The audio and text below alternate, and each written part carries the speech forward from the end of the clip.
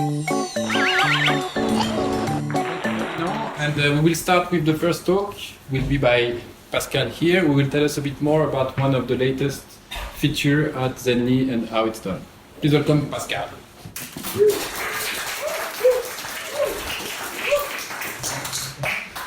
So good evening, everyone. I'm really happy to be here. I hope you're enjoying the venue. Today I'm going to talk to you about cards, because carte and carte means is the same word in French, but maps and cards are pretty different things. And I'm not going to talk about maps at all this evening, whereas maps are our specialty, but that's something else. So what are cards? Cards are these. It's like very different screenshots you can see here. They are like a visual metaphor that we've used to put focus on some information that the user can access. And we tried to improve the delight that the user could feel when viewing this interface, and provide a visual context for the UI, for the information as well. And I'm going to tell you how they got basically everywhere in the application. So I'm going to talk about the idea, how the card ID came to be in the first place. Next, I'm going to do a little bit of a technical points about the execution, how we built the actual card in code using UIKit mostly. And then I'll be talking about the iterations through which we went from one single card at a remote point in the application to basically everywhere now. So part one is the idea. So it was at the beginning of the year, two people, actually Nico Fado, which is here, designer, and myself, we were like on a mission. We had one mission, which was increase virality. Because when you have an app which is free, which is a social network, you want organic growth. You want people to talk about your application, because if someone sees an ad or hears about your application out of nowhere, they come into your app and they have no friends to add. And we have a social map on which you can see where your friends are. If you have no friends, basically you don't really have a point in using our application. So we wanted to increase virality. So we basically started from scratch, and we thought about product research at the roots for 1 week. And we did things like this, like tools to try to figure out how to create new content for the users to share, for them to talk about, either on a one-to-one basis, or to a group of friends, or to all of their Twitter followers, for example. So we had this idea of a loop. We starting at the top. Why would a user share something? What would they share? Is the content viral enough? Then when someone sees the content, why would they join the application just seeing the content? And then the spark, which is let's say the viral poudre de perlimpinpin, which is why would someone who just joined would share this information, would share this screen, and then make the app viral, basically. Because at this point, at the beginning of the year, you had like apps getting very big, like HQ Trivia and TBH, which became viral very, very fast. And we were looking into how does this happen and how can we learn from them. So we've created this as well, which we used as a tool for putting our content, our new content on a scale, and we want to be in the viral nebula, you see, which is cool content which the newcomer can have, because you want them to share early so that the virality increases. And then we were like lost in this idea of creating new content, but new content requires a lot of energy and a lot of people, because you want the whole vertical slice, basically. You want to have people from the data engineering, you want people from the server engineering, you want people from the product team, you want people from the UI team, from the mobile, Android, iOS. And it was just the two of us. So maybe, as we needed to move fast, we started thinking in the other direction. And we thought, instead of creating new content, is there content we already have that we can instead make more easily shareable, either by UI or by making it more like cool? And that will help us avoid relying on backend engineering and the whole stack and iterate very fast with small UI experiments, just the two of us. And that's what we did. So we looked at what users already share. And one thing, we use two tools for this, is analytics, first and foremost. And also we do a lot of we look at what people share on Twitter, basically. And this is something they like to share. It's our custom icons. Well, it's basically unlockable custom icons. It's something that exists in iOS since iOS 10.x. And we use them as engagement incentive because you have to use the app on a streak for a daily basis for a few days and have a few friends to unlock icons. And when people unlock icons, they're pretty happy and they share it on Twitter and so on. But I think that this content, this UI, could be improved so that people would see this content and then join, and then the loop happens. So we thought, how can we improve on this? And one thing about Nico and I is that we like to play. We like to play cards as well. Not cards like regular cards. We were thinking at this moment about going back into Magic the Gathering, to tell you the real story. And we had these cards, which are really basic collectibles, which exists in French pastries that you can buy in a supermarket. And we were really into them for some reason. And it was kind of a source of inspiration, and they're playful because they're kind of childish, and this feels at home at Zenly because we have a really playful in UI and a playful tone and a playful voice in the application. We try to build on that. And a card is like a physical object. You can have multiple variants of the same. You can get them, you can share them, you can show them, you can customize them all the way you like. And that was an idea that we liked. So we started on this idea, and we tried to prototype something in 1 week. So it was just Nico and I for 1 week on a couch with no day-to-day operations, just isolated from the rest.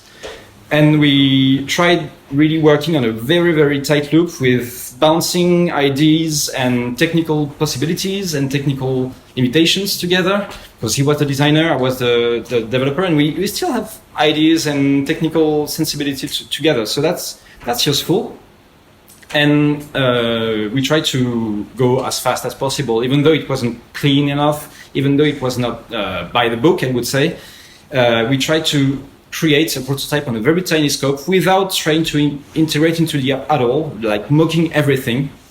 And after 1 week, we had basically the thing that we have everywhere in the app now. It has changed in some ways, it has improved, but it's basically it. It's a card that you can tilt using your phone, and you can see the card moving around. You'll see it way more on the videos I have. And it gives you this sense of thing that exists that you can almost touch, and you have cool effects and so on. So how did we do it? So that's about the technical tricks. That's a few technical tricks that we used. If you're interested in the technical talks, not too many lines of code though. And the main tool we've used for this is something that exists since iOS 7, is UI motion effect, which is, I think, an invention of Johnny Ive. Because it was at the moment between the very skeuomorphic and very with linen and wood and felt and so on, moving to the iOS 7 interface with translucency, with very vibrant colors, and on the home screen you had this amazing effect. He said this. Amazing parallax effect with your background image moving under your icons when you tilt the phone. It was nice, but we think we could do something a little bit further. So basically, UI motion effects is a class, is an object that you attach to a view, and you attach it to animatable UI properties. So that's their position, their rotation, their color, their almost anything that you can animate. You give it a given range, and it's the range is in another class that's called UI interpolating motion effect. And that's something we use. And oh, what an amazing rotation you have there. Rotation on X and Y doesn't really cut it though, does it? It feels a little bit flat. So it lacks, at this moment, it lacks the perspective effect that you have when you move an object in 3D in a scene. And to add the perspective effect, that's exactly the same code with this function call, which is a little bit obscure. You have to add a specific value, which is our secret sauce, you can try a lot of value, in the M34 property of a CH transform 3D. And just this helps you give this perspective effect. And given the factor you use, you have different perspective. So that's already way better, but still, it still lacks depth, still lacks a little bit of coolness to it. So we said, who owns those cards in a digital manner? And we went to an inspiration that we have at Zenly, which is very strong, which is Blizzard, actually. And we've watched a video of unlocking a card on 120 FPS to see what happens there. Because it's kind of UI. You have 3D, of course, because everything is rendered in a 3D engine. But still, you have numbers, you have text. How do they do this? How do they give you this effect of depth, of thickness? How do they do this? So we've watched, and basically they are overlaying layers on top of each other and moving them around at a different pace. So that's something that you could compare to like matte painting in movie effects. Matte painting is basically putting layers in front of each other, and that's a digital effect. But we were doing, people are still doing this with real painting, like in the old Star Wars movies. They were using a lot of matte paintings, and this gives you the parallax again, parallax effect. So we've added this effect. We've used UI motion effect again, but mapped to translation on some views that are inside the view that rotates. Okay, so just one view rotates, and the views inside, they can translate on X or Y, depending on the tilting of the phone. You can see the icon, you can see the text. Text is like two texts on top of each other, one that moves more than the other. And you can even see on the sides of the card, we've added another card behind to give you the impression that the card has a certain thickness, like a credit card, basically. But still, something was missing. It was a little bit dry. Still, something was left there. And we turn to another great inspiration that we have, which is Apple, of course. And well, we don't have this in France, but Apple Pay Cash uses the parallax effect to give you this iris effect, like a credit card, like a real credit card, actually. And we thought it was pretty cool. I think it's just a view moving around behind a mask or something. And that's basically what we did. We used an image, a view as a mask, still inside the main view. And you just apply the same effects, just with different variables. And you have this shine. And we also use it in the text, actually, to give the golden effect, using an inverted translation, so that it looks pretty natural. That looks like 3D, but it's just UI views, UI image views, labels. It's just that, really. And our good friend UI motion effect. So this card I've shown you is actually the one we've included in the app. That's we've had this app at the end of the week, and this is what we've included. And that's the first iteration we went to, because we wanted to have something in the app very fast, so one card was enough, because we were still tinkering about it. We weren't sure about how we would make it, how long it would be to make more cards. And we went for the hardest card to get, because we wanted to not touch everyone in the app, but only touch a few users, which would be the users that would be the more, that would more probably share their content because they are more engaged. Because to have this, I think it's 50 days of daily use of the app. So you really want to have it. If you have it, you did it on purpose. And after that, we iterated every week. Every week we were releasing new content. And that's the third part I want to talk about, is how did we go from this single card to cards basically everywhere with new stuff in it. So an iteration contained basically new content, so that's new cards basically, and new visual filter. Each card added a new stuff that was visual in the UI. But also, we tried, when we saw that we started using the same thing in two different cards, we would automatically try to consolidate, because, as I said first, when prototyping, we were like cutting corners and going fast and duplicating codes sometimes, I would admit. And when we start using the same thing on different cards, we try to consolidate and use like an API logic as soon as possible, because you know you are going to make more cards the next day, the next week. So you have to make this easier for yourself and for your team.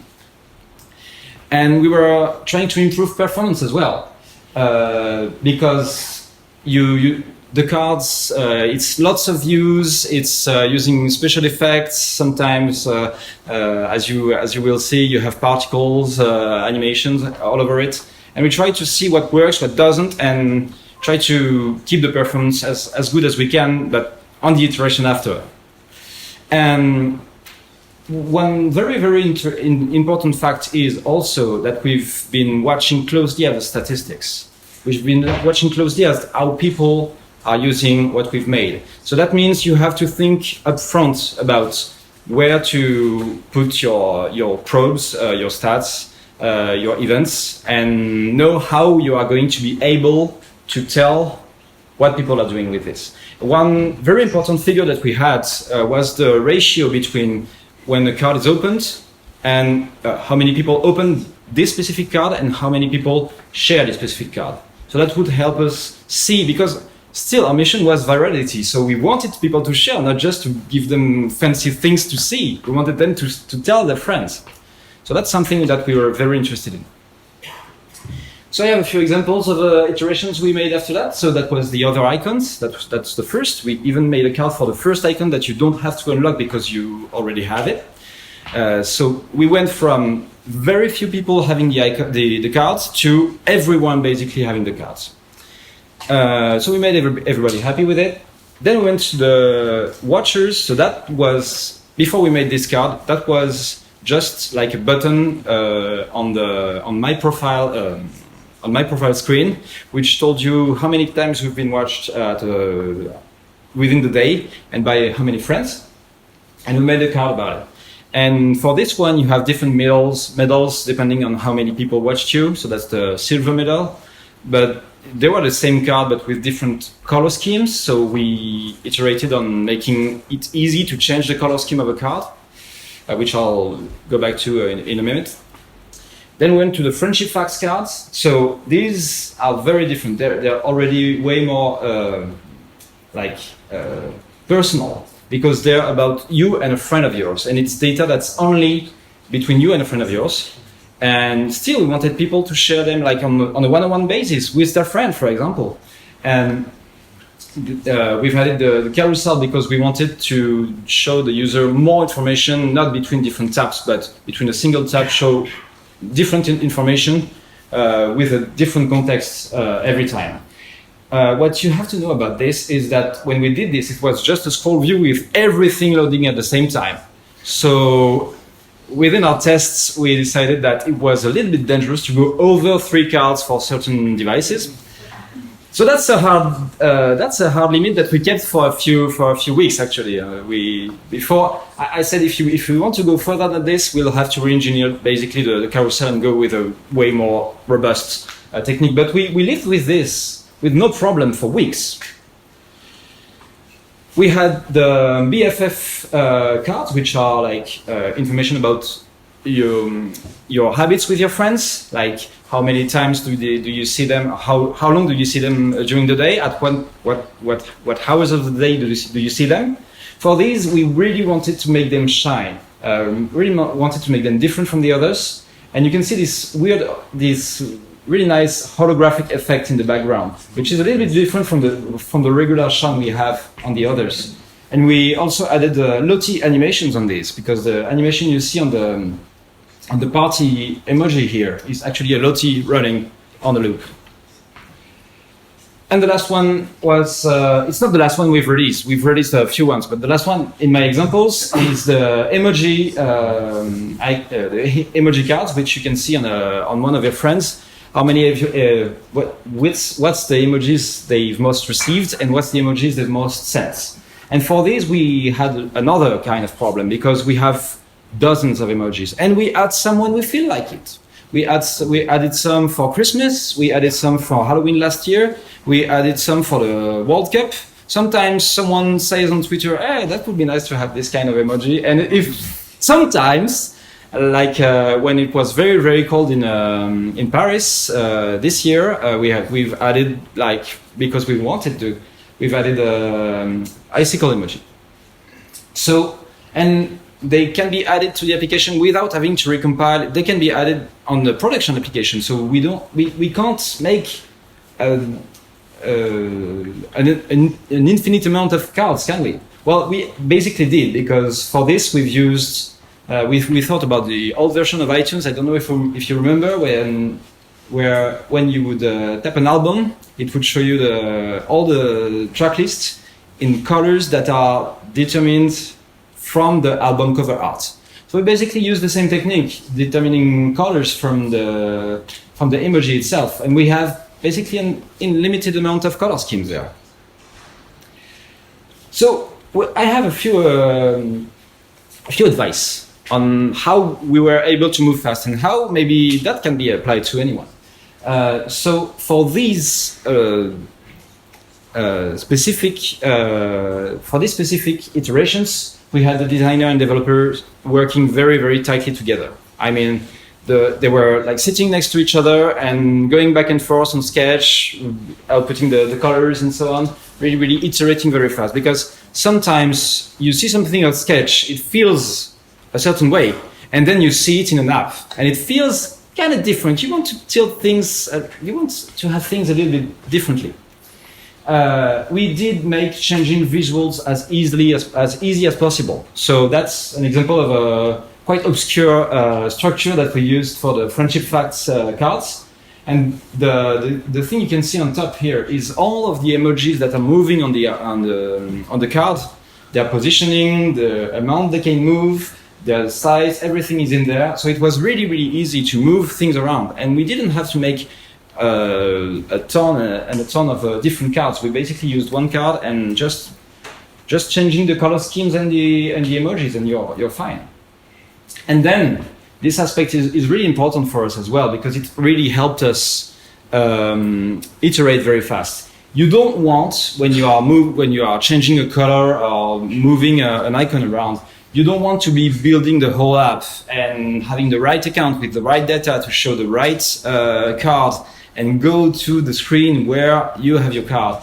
We did a basic app with all the data stubbed, and was really, really easy to go from card to card and make sure it looks exactly like you want, but also make sure you didn't break everything on the previous card. So it was basically a human unit testing app for making sure the cards are exactly as we wanted. And at this point, we were started to get comfortable with the idea that we can make lots of cards. As we used an API logic, many other people in the team were able to create cards as well, and we started implementing it in every existing, in lots of existing data points that we have.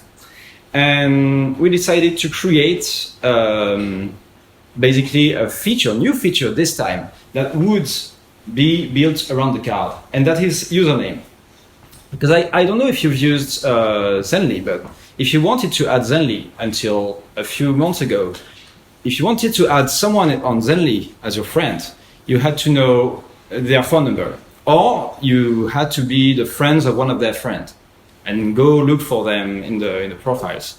So we've added this, which is what you have on Twitter and Facebook. It's a unique name that you choose yourself, that you can change if you feel like it, but it's a unique name, and this gave us the ability that we didn't have before to create distant asynchronous friend requests. If I want, I can share this with my whole Twitter followers, and anyone can ask me as a friend. They can't automatically add me, they can ask me as a friend, and I can accept or not. So that was something new, and we thought that as we wanted people to share this, we thought the card would be a perfect fit for it, wouldn't it? And we went pretty far with this feature, and I think we pushed the cards to their limit. So that's the editing UI. And what you saw there, that's not UI kit anymore. That's a Lottie animation when you input your name. So we generate random numbers that you can choose from, but you can still input one, and this is an animation. And we have a flash to go from the animation and switch to the UI kit and implementation. So at this point, we have two different implementations for each card. One Lottie animation and the UI kit. And you want to keep them in sync, of course. Then we've added other cards within the carousel. So we had to break eventually the 3-card limits. So this is a UI collection view now, which is lazy loading. So it's not like all the cards loading as you open them. And we've added decor, which are in front of the card, behind the card. You can see ones where the bouquet disappears and you can see fireflies. So that's another thing that we've added to the cards. We wanted to make really a different environment for each one. Then we also put Android in the loop because we wanted this feature to be as widespread as possible, and you don't want people only on iOS to be able to add their friends this way. And let me tell you, there's no UI motion effects on Android. And it was a lot of engineering to get it to work perfectly as we wanted it. And I think you still have some issues with some certain devices from certain manufacturers, of course, as you do on Android. But it works quite well. We've also added a web capability for the cards, because your username is actually a URL that you can give anyone. And if they have Zenly on their phone, when they open the URL, it deep links right to the profile of the person, so you can add them as a friend. But we thought, what if the person opens the URL on another browser? So that's a CSS 3D implementation of the card. And that's yet another implementation of the same card. And then we wanted people to be able to share them on their stories as well, because, I mean, we are a Snapchat company, so stories are important for us. And we wanted to let people share with all their followers on Snapchat or Instagram. And so we had a dedicated team which worked on the rendering library, because you can't parallax on a story. Either you go with a picture or you go with a video. So we went for the best option, and we went for the video. And that's actually a 3D rendering of the card, an animated 3D rendering of the card that was realized by another team. So at this point we had a lot of people on board with the card. So it was just the two of us at first, and then basically everyone. So what did we learn on the way? What can we take away from this? So I think one aspect that's very interesting in this is that developers can be included early in the design process. I think most of us are developers here, and we like to give our ideas. So I'm speaking to an audience that I think already agrees with me there. But if you want arguments on this, if you want points on this, I think that the fact that we were really working on a concrete code, like Swift code app, with using real APIs was really, really interesting for us, instead of working just with mockups or even sketch screens or even like origami mockups, because they still behave differently than what you will really have in the end in your application. Another aspect is that sometimes you may want to experiment with what you already have in your app, instead of creating new stuff when you want to achieve a certain purpose. Maybe improving some feature that already exists, or just making it more cool and more sexy would do the trick. It did here. And you don't want to always be creating new features. You want to avoid feature creep as well. When you do experiment, if you do, try to get the learnings ASAP, because otherwise you won't know if your experiment worked or not. When the scientific method is do and observe, and you want to observe, and you want to steer the ship where your users tend to go. Basically, you want to be able to see where the current goes. because you can sometimes try to predict how users are going to use your app, but you can't always be sure. And that's interesting as well. You can cut corners to go fast. That's fine. I mean, if it works, you can. But we were able to scale up as we did because on the way we cleaned up the mess that we've left when we started creating stuff very, very fast. You have to make sure that your code is ready to be understood by the team, by someone that onboards in your team. And well, you can't just let your mess lay around because you never know. Sometimes just a small experiment can become something huge. And what you started as a small prototype that was really dirty, to be honest, can become something that in fact that is in the whole app. And it was just the two of us at first. And at the end, we had people from the whole team being on board with the features that we've built using the card. And it even became the backbone of some features. So also, as I said, if you have followed using the username card, we have 5 different implementations of the cards for a single card. So that's something we're working on as well. I think we are working on a streamlined way of what is a card, how should it be modelized, how should it be interpreted, depending on the different contexts we can show it. And so just a small experiment, one card that we've made, two people at first. In the end, we have millions of cards shared since we've started creating them. So that's a lucky experiment, I would say. Thank you.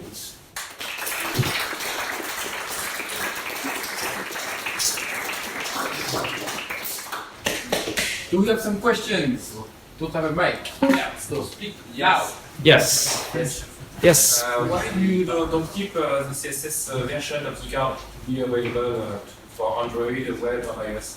Yeah, that's a good question. I don't know if you've noticed, but the CSS version doesn't have all the features that we can provide using UIKit or even Android or the 3D implementation. It's cool. It's still cool. You have a shine effect, but we are not able right now to do all the things that we do using just UIKit and UI motion effect.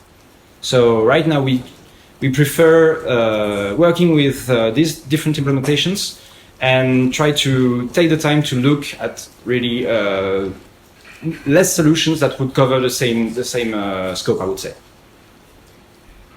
Next question? Yes. I think you talked about being able to add new cards to the production app. Yeah. Any new update? Is that right? Oh, I was talking about adding new emojis to the app. Okay. Yeah. Emojis. Yes, it's not cheating on Apple. It's actually content that we have emojis. So we have a manifest system with JSON that you download, and that's basically the emojis that you can show at a given moment. So the app updates. To be able to like design a card like with a JSON file and then pausing it and rendering it on the iOS device, for example. We're not doing this for the whole card system. We have many different classes for the cards right now, with specialized for like BFFs and friendship facts. But speaking of emojis, it's basically one class that you can feed an image and it will do the rest. We don't even display the name of the emoji on the card because it will mean translating the name of the emoji in many languages, and we're not able to scale this far right now. Yes? Thanks for this very interesting presentation. You're welcome. I played a little bit with the motion and with the famous M34. Yeah, that was tricky. What about the battery, the performance on the battery? Did you check if it's not so very... We didn't notice any battery issue, and I think that's because when you are using UI motion effects, the accelerometer doesn't have the full range of what it can have when you are really using the low-level APIs. And you can tell because when you are moving the phone a little bit, you can see it like it snaps at certain points. So I've been talking about to an Apple engineer about this at the labs at the WWDC, and he said to me that's for performance purposes. I said I want to get better. I want to get smoother moving. He said it wasn't available right now, so I filed a feature request. Fingers crossed. I'm waiting. Yes. Did you try, or are you going to try sprite kits or same kit animation? We've been considering SceneKit actually, because we've been doing experiments with SceneKit right before doing this very experiment, to be honest. And I think we are very happy with the rendering we have with UIKit right now, and I think it would be harder to get the same, I would say, the same flexibility on what we can display, on like multilingual text, changing fonts as we want, having labels that resize depending on because we have lots of languages, so we want something that we can fit any text inside, basically. And when we tried playing with the text and SpriteKit, it was pretty hard to have like a multi-line label. Just a multi-line label was really hard. So we decided to stay with UIKit right now, but we are considering other options.